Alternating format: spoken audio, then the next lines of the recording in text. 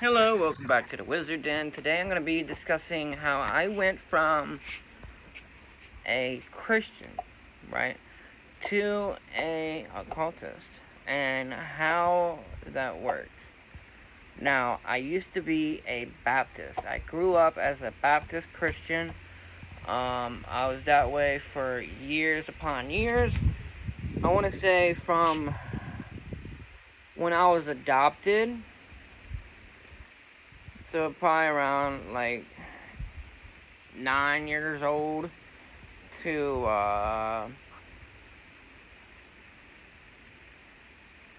21, probably 21 years old. Yeah, 21. 21, when I was 20 is around when it changed, when I was in the military. And it officially stopped a little later, probably around 22 or 23. Yeah, when I was 23, it officially stopped. Done. Okay. But the reason it stopped is a little more complicated than that. I was a Baptist, like I said. That means I was a hardcore Christian. I believed in baptism, not sinning, asking for forgiveness, being forgiving, all these kinds of things. The basic stuff.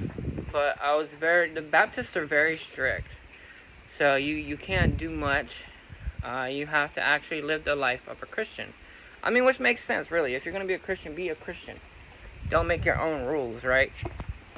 Which is what a lot of people are doing now. Which I don't think is right. If you're going to do a practice, do it by the book. Don't do it by your own made-up belief, right? Do what is actually supposed to be done.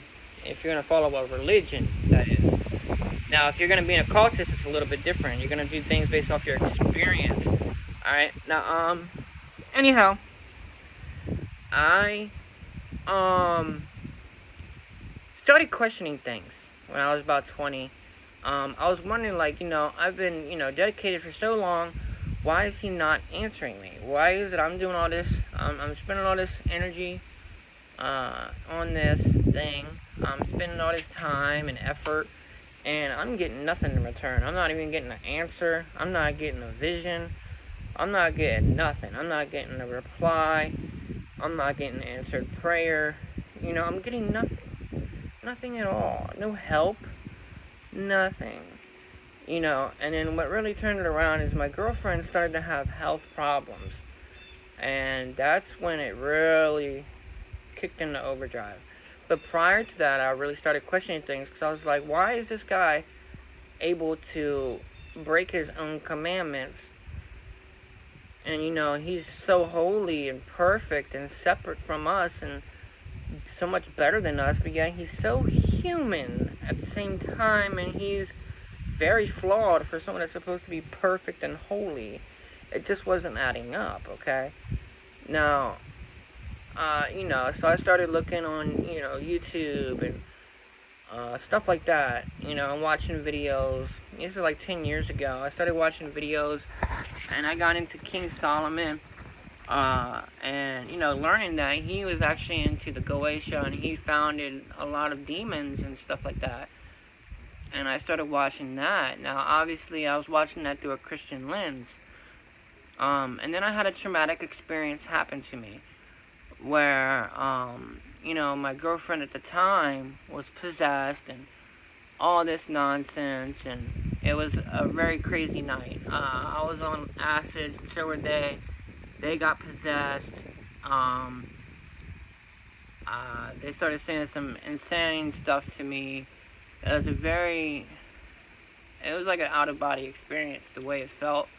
I don't want to go into that right now. Maybe I'll do that in another video. But, I took that experience, and I had like a big freak out that night. I ended up going to jail.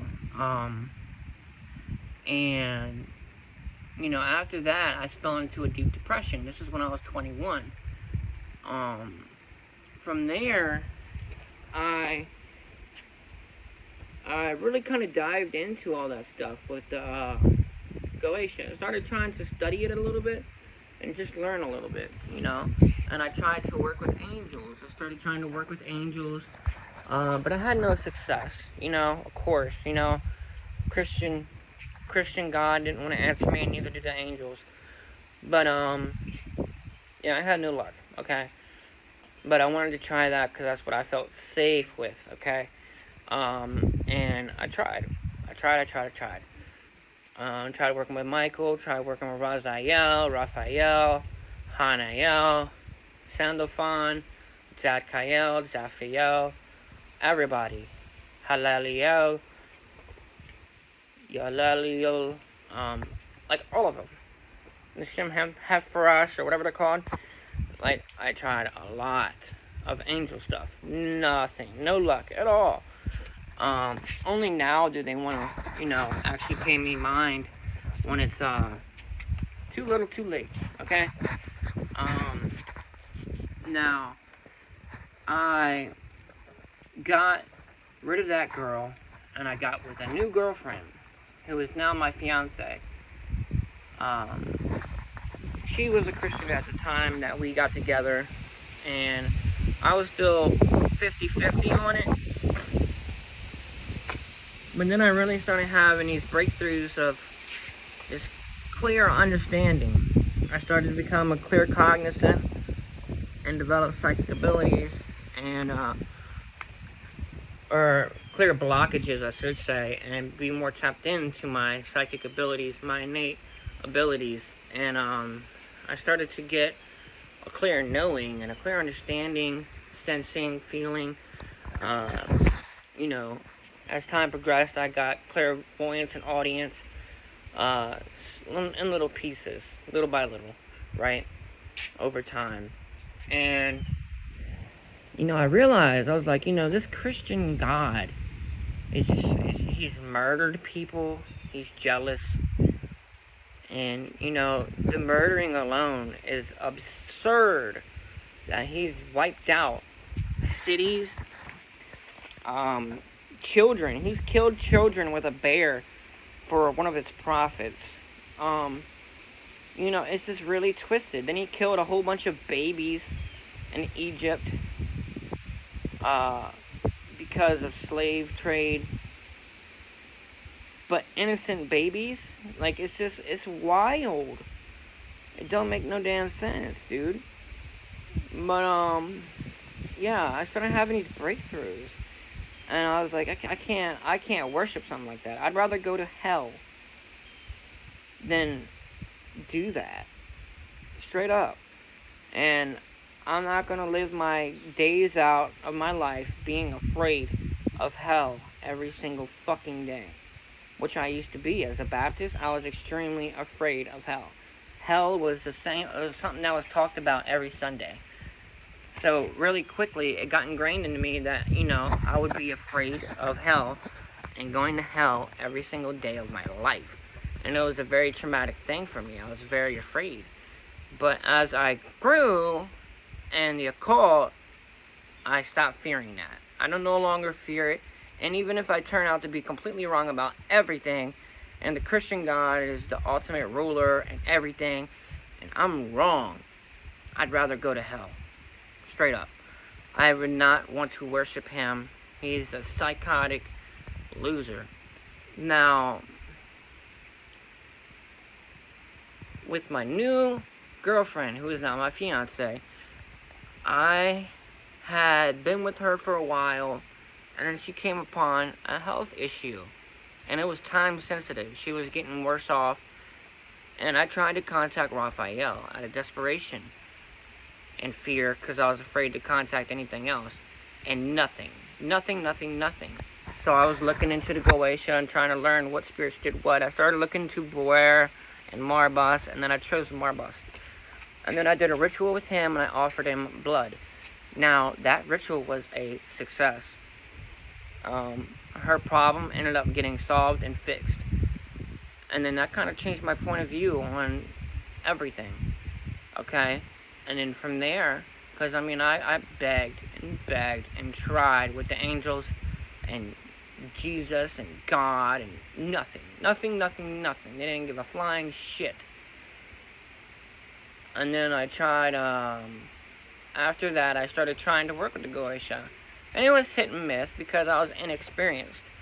And I needed to get experience with contacting entities, but it started to work for me.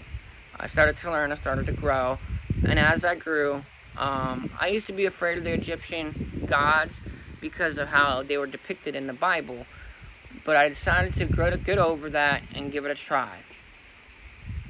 And in fact, one of the main things I asked Isis for when contacting her in Thoth was that they help me get over my fear of working with them, and help me with that, and they did.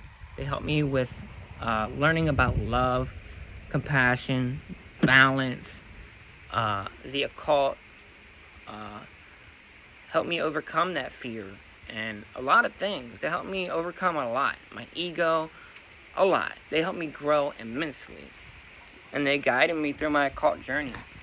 And then, of course, me getting over that fear, I started working with the Ghost Show on a daily basis, and I grew a lot.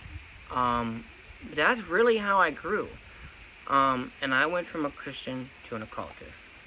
So that's the video. That's everything. That's the summary. I could go deeper into it, but I'm already at 12 minutes, so I don't want to do that. Plus, a lot of the stuff is really personal, so, maybe one day I'll do it. But for now, I'll leave it at this. Thank you for tuning in and watching, and now you know how I became an occultist from being a die-hard Baptist Christian.